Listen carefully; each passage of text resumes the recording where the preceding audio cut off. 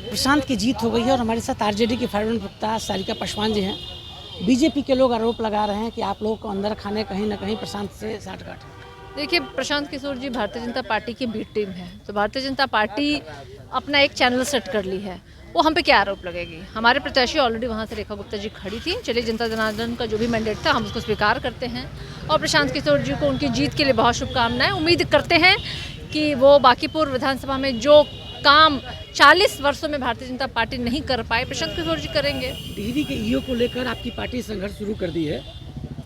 आपके नेता पार्टी के कमांडर तेजस्वी यादव ने लैंड ऑर्डर को लेकर और गंभीर सवाल खड़े कर दिए हैं। क्या कहिएगा इस पर? अभी तक ईओ की पत्नी इस सवाल पर पुलिस काम नहीं कर रही है। देखिए, 4 महीने में 2 पदाधिकारियों की हत्या हुई है और प्रदेश का मुख्यमंत्री जो है ना, वो खुद अपराधी छवि का है इंसान। तो जाहिर सा बात है, ऐसे हालात में अपराधियों का मनोबल बहुत बढ़ा हुआ है।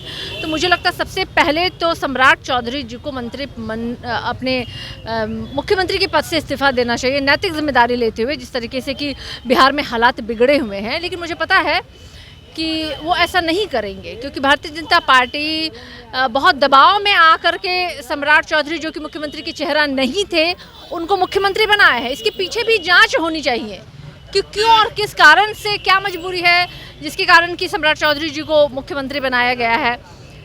ये लॉ एंड ऑर्डर जो है, ये 20 सालों से इनकी ही सरकार है। ये तो अब ये भी कि नहीं कह सकते कि आरजेडी के शासनकाल में ये सारी चीज़ें हुई हैं। तो ये तो इनका फेलियर है ना भाई। गृह विभाग सम्राट चौधरी जी के पास है। आखिर क्यों बार बार हर दिन हत्याएं हो रही हैं, बलात्कार हो रही हैं? ये तो प्रश्न है ना। ईओ की जो पत्नी, जो ड्राइवर है, पत्नी का तो आरोप सुन ली, अब ड्राइवर की पत्नी भी बाहर आई है और ड्राइवर गंभीर आरोप लगा दिया है कि पुलिस के दबाव में मेरे पति को फंसाया गया है। आरजेडी सीधे तौर से पुलिस को क्या कहेगी? देखिए, कानूनी में एक टर्म होता है, अगर किसी की हत्या होती है तो पुलिस जो है परिवारजनों से पूछता है कि क्या इनका कहीं किसी से दुश्मनी था, क्या आपको किसी पे डाउट है।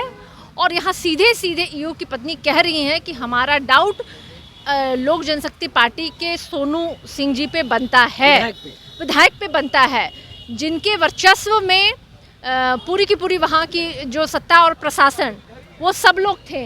तो क्यों नहीं पुलिस इस बात को ध्यान में रखते हुए एफआईआर दर्ज करती है? एक नेमली एफआईआर तो बनता है। अगर नहीं कर पा रही है तो इसका मतलब है कि संलिप्तता जो है वो ऊपर तक के लोगों को पता है और उनको कहीं ना कहीं बचाने का प्रयास कर रहा है, जिसके लिए मैं आपको बार बार कह रही हूँ, अपराधी जब मुख्यमंत्री बन जाए तो निश्चित रूप से अपराध करने वाले लोगों का और अपराधियों का मनोबल जो है वो बढ़ जाता है, जो अभी हो रहा है। तो सम्राट की सीधे इस्तीफे की मांग राष्ट्रीय जनता दल की तरफ से सारिका पासवान ने कर दी है। साथ ही